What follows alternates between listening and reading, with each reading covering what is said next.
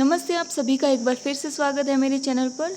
तो मैंने कुछ समय पहले कुछ रील्स डाली थी जो मैंने कॉर्ड सेट बनाया था उसकी।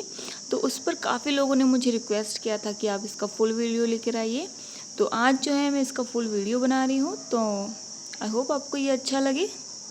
मैंने यहाँ पर 2.5 मीटर फैब्रिक लिया है जिसकी वेट है 58 इंचेस। अगर आपकी जो फैब्रिक है उसकी वेट कम है तो आपको फैब्रिक जो है ज़्यादा लेना पड़ेगा। 3 से 3.25 के बीच में आपको फैब्रिक की ज़रूरत पड़ सकती है।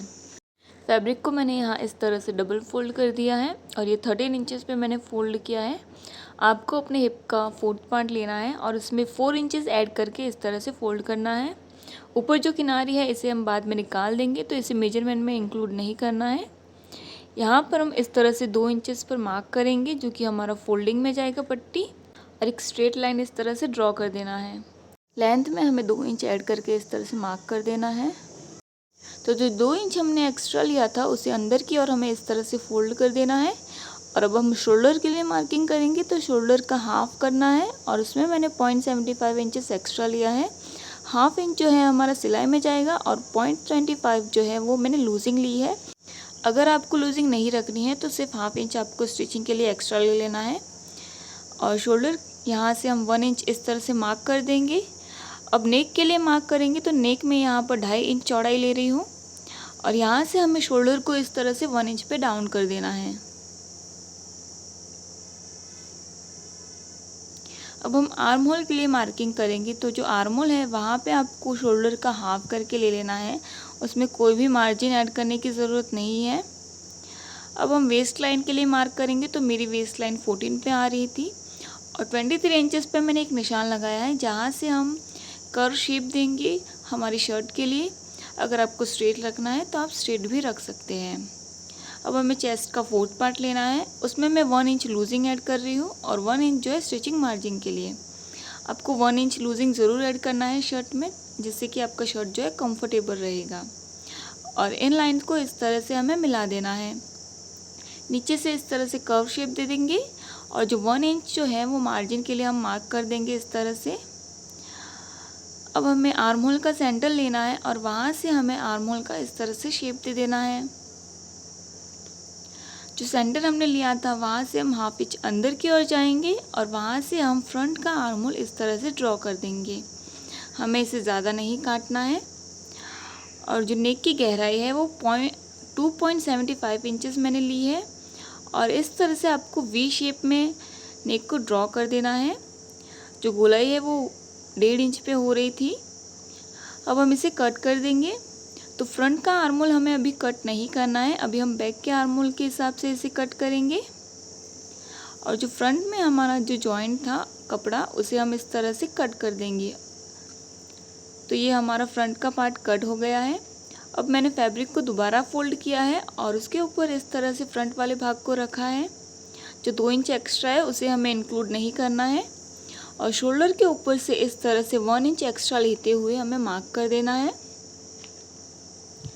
और जो नेक की गहराई 2.5 इंच पे दी थी उसका भी हम निशान लगा लेंगे। अब इस तरह से यहाँ से हमें इसे कट कर देना है।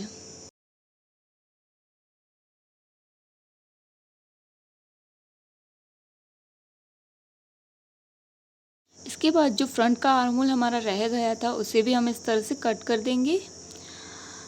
और नेक जो है हम पीछे वाला जो नेक है उसे हाफ इंच मार्क करके इस तरह से कट कर देंगे। आर्म होल को मेज़र करना है बैक वाले को, तो ये 11 इंच आएगा, उसमें 1 इंच हम कम कर देंगे तो 10.5 इंच आ रहा है। स्लीव्स कट करेंगे तो इस तरह से 4 फोल्ड करके मैंने फैब्रिक को रखा है और कपड़ा जो है वो 9.5 इंच चौड़ा लिया है। 1 इंच पे मैंने मार्क किया है जो हमारा मार्जिन था। और स्लीव्स जो है मैंने 3.5 इंच पे इस तरह से मार्क करके ड्रॉ कर दिया है। अब इसे मेजर करेंगे तो ये बराबर 10.5 इंच आ रहा है। अगर आप बिगिनर हैं तो आप हाफ इंच एक्स्ट्रा लीजिए स्लीव्स को, क्योंकि लगाते वक्त ये कम ज़्यादा हो जाती है। स्लीव्स को जो लंबाई है वो मैं 17 इंच ले रही हूँ, उसमें से 3 इंच जो है कफ्स लगाने वाली हूँ मैं, तो 14 इंच आएगा। तो उसमें 1 इंच एक्स्ट्रा लेना है स्टिचिंग के लिए। और नीचे से भी हम स्लीव्स का मार्क कर देंगे। नीचे से मैं स्लीव्स को जो हाफ इंच ही लूज़ रख रही हूँ और 1 इंच मैंने मार्जिन का ऐड कर दिया है। अब जो है कव्स के लिए भी हम यहाँ पर मार्क कर देंगे। तो जो 3 इंच का कव्स है वो डबल में इस तरह से लगेगा तो 6 हो जाएगा और उसमें हाफ इंच स्टिचिंग के लिए जाएगा। तो 7 इंच इस तरह से मैंने यहाँ पर कपड़ा कट कर दिया है। और अब जो है हम हमारी स्लीव्स को भी कट कर देंगे।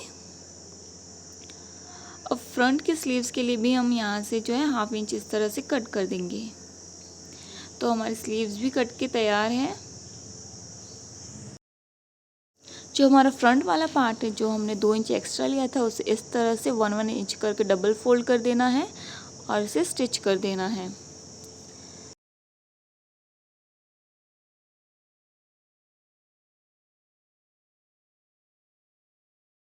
सिलने के बाद इस तरह से जो एक्स्ट्रा कपड़ा नेक की ओर निकल रहा है उसे भी हमें कट कर देना है। तो दोनों ही फ्रंट के पार्ट की पट्टियों को मैंने इस तरह से फोल्ड कर दिया है। अब हमें बैक वाले पार्ट को इनके ऊपर रखना है और हाफ इंचेस का मार्जिन लेते हुए हमें इन्हें भी स्टिच कर देना है।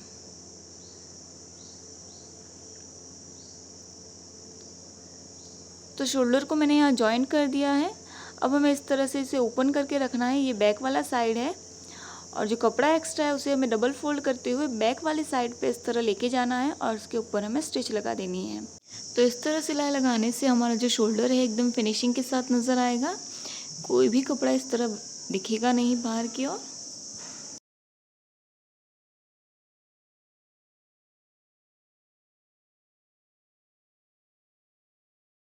तो देखिए हमारा जो शोल्डर है उसकी स्टिचिंग एकदम फिनिशिंग के साथ नज़र आ रही है। अब हम कॉलर कटिंग करेंगे तो उसके लिए आपको नेक वाली साइड से शर्ट को इस तरह से फोल्ड करके रख देना है और इसे पिन से अच्छे से सिक्योर कर देना है ताकि मेजरमेंट लेते वक्त ये हिले नहीं और मेजरमेंट हमारा जो है एकदम बराबर आए। तो 0.25 का मार्जिन रखते हुए हमें इंच टेप को इस तरह से पकड़ना है और शोल्डर का मेजरमेंट ले लेना है। तो मेरा जो मेजरमेंट है वो 7 आया है, उसका डबल हम करेंगे तो 14 इंच का हमें कॉलर बनाना है। आपको 2 बार इसे इस तरह से मेजर करना है और दोनों ही बार सेम आना चाहिए। अब हमने यहाँ पर इस तरह से पेस्टिंग पेपर लिया है, डबल फोल्ड कर दिया है मैंने इसे। तो हम सबसे पहले यहाँ एक स्ट्रेट लाइन खींच के इसे सीधा कर देंगे। अब हमारा जो कॉलर का मेजरमेंट था 7 इंच, तो हमें यहाँ पर इस तरह से 7 इंच पे मार्क कर देना है और यहाँ से हमें 0.75 के बराबर ऊपर की ओर जाना है और एक और मार्क लगा देना है और इस तरह से कर्व शेप में इसे मिला देना है। अब जो ऊपर वाली लाइन है वहाँ से हमें 3 इंच पे मार्क करना है और दूसरी वाली साइड पे हमें यहाँ पर 2.5 इंच पे इस तरह से मार्क कर देना है। अब नीचे से हमें दोबारा इसे मेजर करना है क्योंकि कर्व शेप हो गया है तो हमारा मार्क अलग आएगा। तो जहाँ 7 इंच आ रहा है वहाँ पे हमें इस तरह मार्क करना है और एक स्ट्रेट लाइन यहाँ पर ड्रॉ कर देनी है। अब इससे हमें 0.50 यानी कि हाफ इंचेस के बराबर इस तरह बाहर की ओर जाना है और इसे इस तरह से हमारे कॉलर की मार्किंग हो गई है। अब हम इसे इस तरह से कट कर देंगे। अगर आपको ये वीडियो अच्छी लग रही हो तो इसे लाइक ज़रूर कीजिएगा, कमेंट कीजिएगा अगर आपको कोई दिक्कत आ रही है इसे समझने में, और ऐसे और भी वीडियो को देखने के लिए चैनल को सब्सक्राइब ज़रूर कीजिएगा। तो कॉलर को इस तरह से मैंने फैब्रिक के ऊपर पेस्ट कर दिया है और जो नीचे वाली साइड है वहाँ पर जो एक्स्ट्रा फैब्रिक है उसे इस तरह से हमें फोल्ड कर देना है।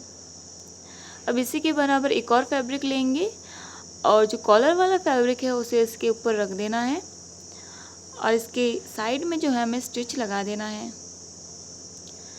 जो सिलाई है हमें इसके एकदम बाजू में लगानी है, हमें कैनवास के ऊपर नहीं लगानी सिलाई को। सिलाई लगाने के बाद हमें जो एक्स्ट्रा फैब्रिक है उसे कट कर देना है। एकदम थोड़ा फैब्रिक हमें रखना है और इस तरह से यहाँ जो कर्व शेप है वहाँ पर हमें कट्स लगा देने हैं और इसे सीधा कर देना है। तो मैंने कॉलर को यहाँ सीधा कर दिया है। अब इसके किनारे पे मैं एक स्टिच लगाऊंगी। आप चाहे तो इसे स्किप भी कर सकते हैं, सिर्फ आयरन कर लीजिए काफ़ी है। अब इसे इस तरह डबल फोल्ड करना है और इसके सेंटर में एक कट लगाना है एकदम छोटा सा। अब इसी तरह से हमें हमारा जो शर्ट है उसकी भी सेंटर में हमें इस तरह से कट लगा देना है एकदम छोटा सा, ताकि हमें सेंटर का पता लग सके। अब हमें शर्ट के सेंटर को कॉलर वाले सेंटर से इस तरह मिला देना है और इसे पिन की हेल्प से हमें सिक्योर कर देना है ताकि हमारा जो कॉलर है वो हिले नहीं। इसके बाद हमें इसके किनारे को शर्ट के किनारे के साथ इस तरह से मिलाना है और वहाँ से भी हमें पिन से सिक्योर कर देना है। आप चाहे तो पूरे ही कॉलर को इस तरह से पिन से सिक्योर करके फिर स्टिच लगा सकते हैं। तो मैंने यहाँ से सेंटर और किनारे को इस तरह से पिन से सिक्योर किया है। अब हम कॉलर को स्टिच करेंगे। तो हमें कॉलर या शर्ट दोनों में से किसी भी फैब्रिक को खींचना या ढीला नहीं छोड़ना है। इन्हें बराबर आराम से पकड़ के रखना है और इस प्रकार से हमें इसे पूरा ही सिल देना है।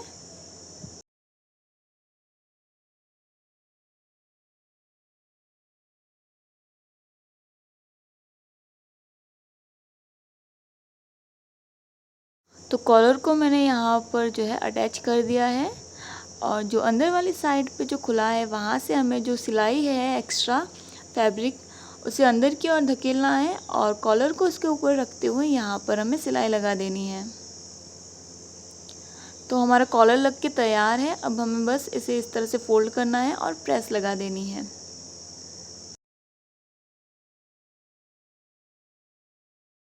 अब हम स्लीव्स को रेडी करेंगे। तो इस तरह से स्लीव्स को हमें सीधा रखना है और कफ्स के लिए जो हमने कपड़ा कट किया था उसे भी इस तरह से सीधा रखना है। 1/2 इंच का मार्जिन लेते हुए हमें इसे स्टिच कर देना है। फैब्रिक को इस तरह से 1/2 इंच फोल्ड करना है। उसके बाद हमें दोबारा इसे 3 इंच पे इस तरह से फोल्ड करना है और इसके ऊपर हमें एक स्टिच लगा देनी है। हम एक स्टिच बॉटम में भी लगा देंगे। अभी हमें स्लीव्स को हमारी शर्ट के साथ अटैच कर देना है। जिस तरह से हमें नॉर्मल किसी भी कुर्ती में हम स्लीव्स को अटैच करते हैं उसी तरह से हमें इसे अटैच कर देना है। तो हमारी जो स्लीव्स है वो लग गई है। अब हमें क्या करना है, जो कपड़ा है एक्स्ट्रा यहाँ पर उसे भी इस तरह से फोल्ड करना है और जो शर्ट वाली साइड है उस और हमें इसे फोल्ड करना है और एक स्टिच लगा देनी है, जिससे जो हमारा शर्ट है वो एकदम फिनिशिंग के साथ नज़र आएगा। इस तरह से देखिए, तो ये कुछ इस तरह से देखिए नज़र आने वाला है एकदम फिनिशिंग के साथ। अब हमें हमारी शर्ट को इस तरह से फोल्ड करना है, इसे सीधा ही रखना है और इसकी जो किनारी है वहाँ पर 0.25 के बराबर कपड़े को सिल देना है। बस इतना सिलना है कि हमारा जो कपड़ा है वो जॉइंट हो जाए एक दूसरे के साथ। तो इस तरह से हमें दोनों ही साइड में सिलाई लगा देनी है। इसके बाद जो है हमारी शर्ट की जो बॉटम है वहाँ पर हम पट्टी को फोल्ड करेंगे। तो इस तरह से हमें यहाँ फैब्रिक को डबल फोल्ड करते हुए सिलाई लगा देनी है। क्योंकि हमने नीचे कर्व शेप दिया था तो ये आपको आराम से यहाँ पर पट्टी को फोल्ड करना है। अगर कहीं पर प्लिट्स बन रही है तो हल्की सी लगा दीजिए और इसी तरह से हमें सिलाई लगा देनी है। तो हमारी शर्ट की जो पट्टी है वो फोल्ड हो गई है। अब हमें इसे उल्टा कर देना है और उल्टा करने के बाद हमें हमारी फिटिंग के हिसाब से मार्क करना है और इसे सिलाई लगा देनी है। तो देखिए यहाँ पर बिल्कुल भी हमारा कपड़ा नहीं दिख रहा है, एकदम फिनिशिंग के साथ नज़र आएगा हमारा शर्ट। तो देखिए हमारा ऊपर का पार्ट जो है ये बन के रेडी है। अगर आप यहाँ पे बटन्स लगाना चाहें तो 2.5 इंच की दूरी पर आपको बटन्स लगा देने हैं, पर मैं यहाँ बटन्स नहीं लगाने वाली हूँ। मैं इस तरह से नेक को ओपन रखूँगी और यहाँ पे एक स्टिच लगा दूँगी। तो अब हम बॉटम पार्ट की कटिंग करेंगे। उसके लिए फैब्रिक को मैं इस तरह से फोल्ड किया है। हिप के 4th पार्ट में हमें 4 इंच एक्स्ट्रा लेते हुए इस तरह से इसे फोल्ड कर देना है। ऊपर हम 1.5 इंच पे इस तरह से मार्क करेंगे और एक स्ट्रेट लाइन बना देंगे। यहाँ से हम ये जो फैब्रिक है ये हमारा इलास्टिक लगाने में जाएगा। इसके बाद हमें हमारी हिप का 4th पार्ट लेना है और उसमें 2 इंच ऐड करके इस तरह से मार्क कर देना है। अब हम लेंथ के लिए मार्क करेंगे।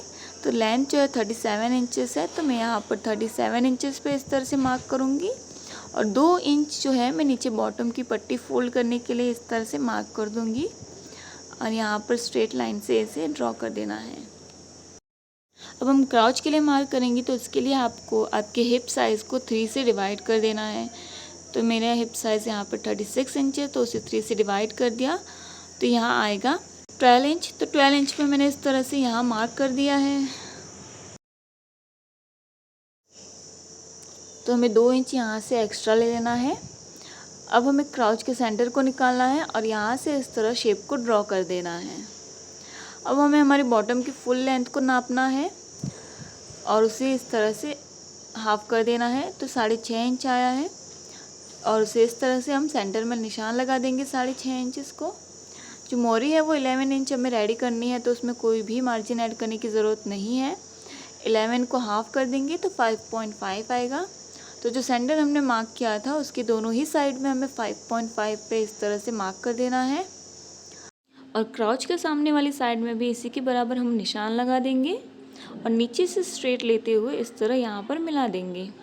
दूसरी वाली साइड से भी हमें इसी तरह से यहाँ पर मिला देना है। तो ये हमारी पैंट की मार्किंग हो गई है। तो हमारी बॉटम का ये फ्रंट पार्ट कट के तैयार है। यहाँ से जो फोल्डिंग है इसे भी हम इस तरह से कट कर देंगे। अब हम इसी की हेल्प से हमारा बैक वाला पार्ट कट करेंगे।